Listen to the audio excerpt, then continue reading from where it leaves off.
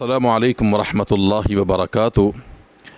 الحمد للہ والصلاة والسلام علی رسول اللہ وبعد۔ اعوذ باللہ من الشیطان الرجیم، بسم اللہ الرحمن الرحیم۔ وَسَيُجَنَّبُهُ الْأَتْقَى الَّذِي يُؤْتِي مَالَهُ يَتَزَكَّى وَمَا لِأَحَدٍ عِندَهُ مِن نِعْمَةٍ تُجْزَى إِلَّا ابْتِغَاءَ وَجْهِ رَبِّهِ الْأَعْلَى وَلَسَوْفَ يَرْضَى۔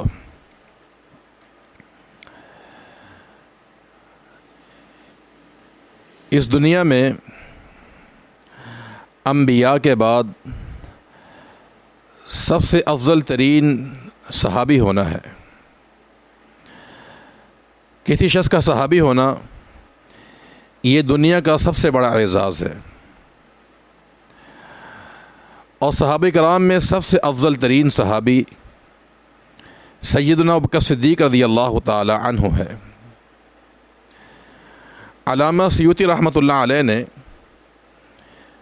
سیدنا ابوبکر صدیق رضی اللہ تعالی عنہ کی سیرت پر مستقل ایک کتاب لکھی ہے، اب الحبل الوثیق، جس میں صدیق اکبر رضی اللہ تعالی عنہ کی سیرت اور آپ کی شان کو بیان کیا گیا ہے۔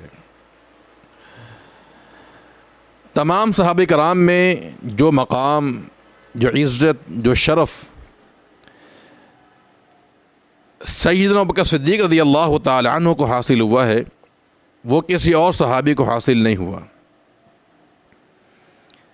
ہمارے نزدیک وہ شخص بھی صحابی ہے جس نے ایمان کی حالت میں اللہ کے پیغمبر کو ایک بار دیکھا۔ وہ بھی صحابی ہے جس نے ایک ہفتہ آپ سے ملاقات کی، آپ کے ساتھ رہا۔ وہ بھی صحابی ہے جو آپ کی صحبت میں ایک مہینہ یا ایک سال رہا۔ لیکن تمام صحابہ میں اکمل ترین صحبت اور کامل ترین صحبت جس صحابی کو حاصل ہوئی ہے، وہ سیدنا ابوبکر صدیق رضی اللہ تعالی عنہ کو حاصل ہوئی ہے۔ چونکہ بعض صحابہ کرام ایسے تھے کہ جنہوں نے ایک لحظہ اللہ کے پیغمبر کو دیکھا، کسی نے ایک ہفتہ آپ کی صحبت اختیار کی، کسی نے ایک سال اختیار کی، لیکن آپ کی شان یہ ہے، آپ کا اعزاز یہ ہے کہ صحابی ہونے میں سب سے اکمل، اتم یہ آپ کو مقام حاصل ہوا ہے کہ جس دن سے نبی کریم صلی اللہ علیہ وسلم نے نبوت کا اعلان کیا، اس دن سے لے کر آپ کی وفات تک آپ کے ساتھ رہے۔ یہ کامل ترین صحبت اور صحابی ہونے کا شرف صرف آپ کے حصے میں آیا ہے۔ دن ہو، رات ہو، سفر ہو یا حضر ہو، گھر میں ہو یا باہر ہو، ہر مقام پہ صدیق آپ کے ساتھ ہوا کرتے تھے رضی اللہ تعالی عنہ۔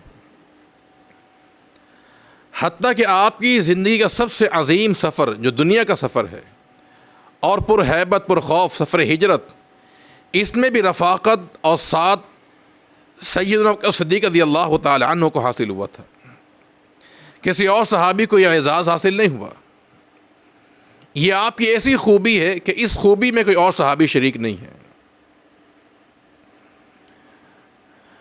اور صحیح بخاری کی روایت کے مطابق نبی کریم صلی اللہ علیہ وسلم عشاء کی نماز کے بعد صدیق کو ساتھ لے کر اپنے حجرے میں جا کر رعایا کے تعلق سے، مسلمانوں کے تعلق سے باہمی مشاورت کیا کرتے تھے۔ اس مشاورت میں، اس میٹنگ میں کوئی اور صحابی شریک نہیں ہوتا تھا۔ یہ بھی ایک ایسا اعزاز، ایسی خصوصیت ہے جو صرف صدیق اکبر رضی اللہ تعالی عنہ کو حاصل ہوئی۔ اور نمبر 3، نبی کریم صلی اللہ علیہ وسلم نے اپنی زندگی کے آخری ایام میں مصلی امامت پر آپ کو کھڑا کیا۔ یہ اعزاز بھی ایک ایسا اعزاز ہے جو کسی اور صحابی کو حاصل نہیں ہوا ہے، صرف صدیق اکبر رضی اللہ تعالی عنہ کو حاصل ہوا ہے۔ اور سن 9 ہجری میں نبی کریم صلی اللہ علیہ وسلم نے اپنی وفات سے 1 سال پہلے امیر الحاج بنا کے آپ کو مقرر کیا، آپ کو روانہ کیا۔ حاجیوں کا امیر بنانا یہ بھی ایک ایسی خصوصیت ہے جو صرف آپ کے حصے میں آئی ہے۔ یعنی یہ وہ اعزازات ہیں، وہ شرف ہیں کہ جس میں کوئی اور صحابی آپ کے شریک نہیں ہے۔ یہ انفرادی مقام صرف آپ کو حاصل ہوا ہے۔ اور جب نبی کریم صلی اللہ علیہ وسلم دنیا سے رخصت ہو گئے، آپ کے جانے کے بعد صدیق رضی اللہ تعالی عنہ نے جس طرح صبر کا اور استقامت کا، استقلال کا مظاہرہ کیا، یہ آپ کی ہی بات ہے یہ، کیونکہ اللہ کے پیغمبر کی وفات کے بعد مسیلمہ کذاب نے نبوت کا اعلان کیا، بلکہ آپ کی زندگی میں وہ اعلان کر چکا تھا۔ مانعین زکوٰۃ پیدا ہو گئے، قبائل نے مرتد ہونے کا اعلان کر دیا۔ مدینہ چھوٹی سی اسلامی ریاست بالکل دشمن کے نرگے میں تھی، گھیرے کے اندر تھی۔ اس مقام پر، اس موقع پر صبر و استقامت، امت کو سنبھالا، اللہ کے پیغمبر کی امت کو سنبھالا کس نے؟ صدیق رضی اللہ تعالیٰ عنہ نے۔ عمر جیسا بہادر و دلیر بھی اس میں پریشانی کے عالم میں تھا، اور اس نے کہا، جس نے یہ کہا کہ پیغمبر فوت ہو گئے ہیں، میں اس کی گردن تن سے جدا کر دوں گا۔ اس نازک موقع پر امت کو سنبھالا اور صبر کا مظاہرہ کیا صدیق رضی اللہ تعالیٰ عنہ۔ یہ بھی کیسا اعزاز ہے، کیسی خوبی ہے جو صرف آپ کے نصیب میں آئی، آپ کے حصے کے اندر آئی ہے۔ اور آپ کو یہ اعزاز اور یہ مقام بھی حاصل ہے کہ ایک خاتون اللہ کے پیغمبر کے پاس آئی کسی حاجت کے لیے، کسی کام کے لیے، فرمایا کہ بی بی کل آنا۔ اس خاتون نے کہا، اللہ کے پیغمبر اگر میں کل آؤں اور آپ سے میری ملاقات نہ ہو، آپ مجھے نہ ملیں، تو پھر کیا کروں؟ فرمایا کہ فاتی ابا بکر، تو پھر صدیق کے پاس جانا رضی اللہ تعالیٰ عنہ۔ یہ بھی ایک ایسا اعزاز ہے، ایسا مقام ہے جو کسی اور صحابی کو حاصل نہیں ہوا، اگر حاصل ہوا ہے تو صدیق کو حاصل ہوا رضی اللہ تعالیٰ عنہ۔